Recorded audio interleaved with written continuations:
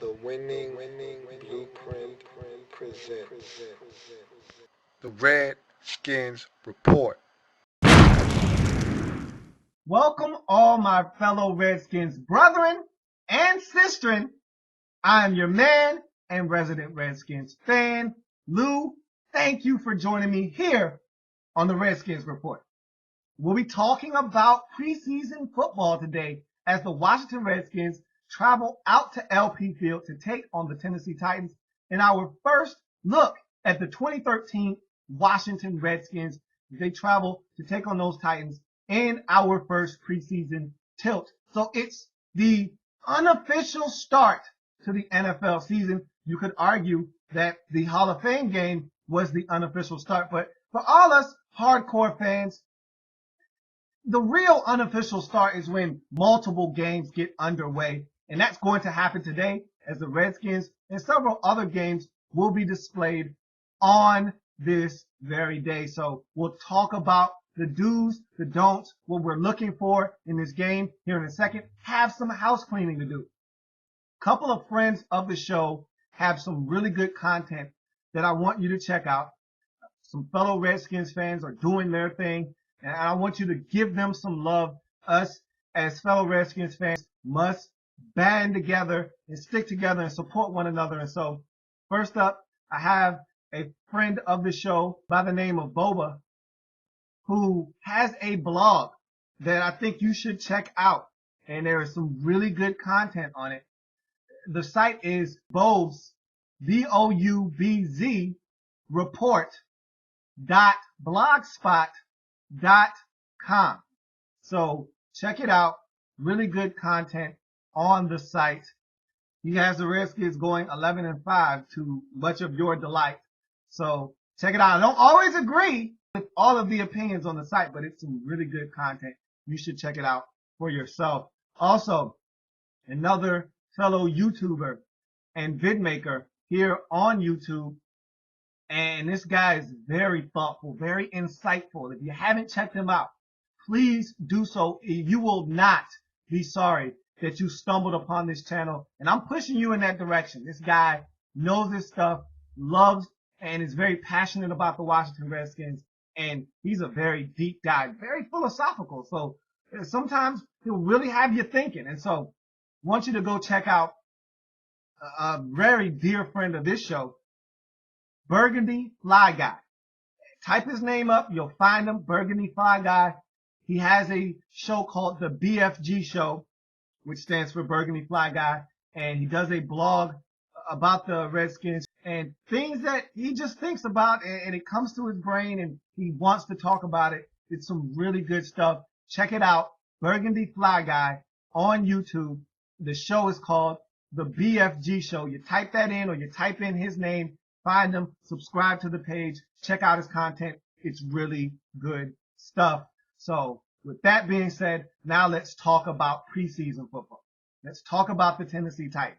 Let's talk about the Washington Redskins and what you should be looking for from this preseason tilt. Now, going into the game, the Redskins are going to be down a few players. And look, it's the first preseason game. Do not get bent out of shape if a few guys aren't playing. And honestly, you're only going to get 10 to 15 snaps from the starters. That includes Kirk Cousins, who will be taking the starter reps. Of course, Robert Griffin III will not be playing in this game. And so you'll see Kirk Cousins for the first series, potentially second series. If the first series is a 9 or 12 play drive and the Redskins get a field goal or a touchdown, you're not going to see Kirk Cousins in that first team offense. Again, that'll be it for them for the night. But if they go 3 and out, don't be surprised if you see Kirk Cousins and the rest of this offense for another possession or two. And trust me, as long as Kirk Cousins is on the field, you'll probably see that front line in the game, because most teams want to protect their backup quarterback, especially if it's a good one. In our case, we know the value that Kirk Cousins holds on this football team. And so from that standpoint, you got to protect your investments. In this case, our backup quarterback is just as good as a starter. And so you got to keep your frontline guys out there. You cannot afford to have him out there with the backups unnecessarily. Now, look, if Robert were to play, of course, Kirk Cousins would be out there with the backups. But in this case, he's going to start, and so they have to take care of him. He'll be out there with the starters. I think he'll be out there with the starters minus Trent Williams. We know about the wrist injury. He has a hard cast on that injury. Don't expect him to play in this preseason game. Look at some other guys that are notables who probably won't go tonight. I told you about a week ago, D'Angelo Hall banged up that ankle. He has practiced since then, so that's a very good sign, but I do not expect him to be in this game. Again, no need to risk it. You know what D'Angelo Hall is in this point of his career. You do not need to put him on the field. He has absolutely nothing to prove in the first preseason game. And so don't expect to see D'Angelo Hall at all. I don't expect to see Brandon Merriweather. Of course, he's coming back from that ACL injury, so you probably will not see him in this game. You probably won't see rookie running back out of Florida State, Chris Thompson. He's a guy coming off of an ACL injury as well. Redskins have been taking it very slow with him. He has practiced, has missed the last couple of practices, and I do not expect to see him tonight. Although he could go, I'm not sure about that. Do not quote me on that one, but would not surprise me if Mike Shanahan continues to take it very slow with these ACL guys, that being Merriweather, Thompson, and of course, the most notable of that group, Robert Griffin III. I don't expect any of those guys to play in this first preseason matchup. And it's going to be nasty in Tennessee. The forecast calls for rain. It's been raining all day, thunderstorms out in Nashville, and so the field is going to be a mess. If they even play the game at all, it could be one of these situations where thunderstorms are about, and they might, get these players off the field. And so it's been nasty. It could continue to be nasty in Nashville. Just keep yourself posted on how that's going. But in games like this, these are the ones that worry you the most because it's going to be a wet field, no traction. Guys can slip around and really do some damage to themselves. So we want to, first and foremost, look, you want to look sharp. You want guys to go out and execute. Yes, definitely. And you want to win the game. That would be nice. But honestly, and I'm saying this, and I'm a competitive guy, I hate to lose. I could care less about the final score. Look, I want to win. It'd be great if the Redskins could win. We could lose this game 34-0. We could lose this game 41-7. Wouldn't make me one bit of a difference. I wouldn't be that upset. You know why? Because all I care about is executing. If the first offense goes out and executes, it looks good. The first defense comes out and they play some solid ball, and then they're out of there. And then the second and third teams come out and stink it up, and we get our heads blown off in this game. But we come out injury-free, and the guys that we're looking to perform come out and do just that. And I have absolutely no problem. I am not looking for a flawless executed game plan from the Redskins because it's the first preseason game. You're going to get mistakes. All I'm looking for is for guys to get better. And yeah, you're going to make mistakes. We're going to have some rookies out there. Don't be surprised if Emerson is out there starting. You know Bakari Rambo will be starting at safety. You got two rookies out there. If they come out, they make some mistakes, have a blown coverage, and Jake Locker goes up top to one of his receivers and they hit us for a 57-yard touchdown pass on that first possession. Okay, fine. It happens. I'm looking for progression. I don't want to see that happen in preseason game number 2, nor number 3. And so that's what I'm looking for. Improvements. And guys are going to make mistakes. All I really want to do in this first preseason game is see the guys, see them going out and trying to execute, seeing what they've been working on in training camp. And the most important thing in this game, and I think this goes without saying, but I'm going to say it anyway, is remain healthy. I want to come out of this game 110% healthy. The same way we go in is the same way I want to come out. Healthy. I don't want to lose any more players. We've lost enough. I don't want any setbacks with any guys that are nursing injuries that are trying to give it a go. I simply want to go in this game healthy and come out the same way. Wouldn't be surprised if we didn't see a guy like Jordan Reed, tight end, injured himself in practice on Monday, was seen in a walking boot on Tuesday. Would be surprising if he played in this game. I don't expect to see tight end Jordan Reed. That's a little disappointing. This is a guy that I really want to see what he can bring to this team. But we got plenty of preseason action to see what this guy can do. We've got 3 more games after this Titans matchup. And so I don't want anyone out there if they're not healthy. And look, as we know, in the National Football League, it's a war of attrition. And so guys aren't going to be 100% healthy once they put those pads on. those days of being 100% healthy are gone. Once you start training camp, you're going to get nicks and bruises, and you're going to have to carry those things out through the rest of the season. And so I don't expect guys to be 100% healthy, but I don't want 50 or 60 or even 70%ers out on the field in preseason if you don't have to. And this first preseason tilt, there is no excuse for anyone to be out there that isn't 85% or better out there on the football field. And so I look for a couple of things. Again, execution from a lot of the younger guys. Of course, we want to see what the young guys look like and how they're progressing in terms of getting acclimated to the NFL game, the speed, the terminology, knowing what they're supposed to do, less thinking, more going out and executing. And so, of course, you want to see the maturation from the young guys, but you also want to see what the Redskins have been working on throughout the offseason, and you want to see the veterans get better and be more comfortable in year two of this offense with Robert Griffin III and everything that we brought to the table in 2012. And so defensively, we just want to see this team improving.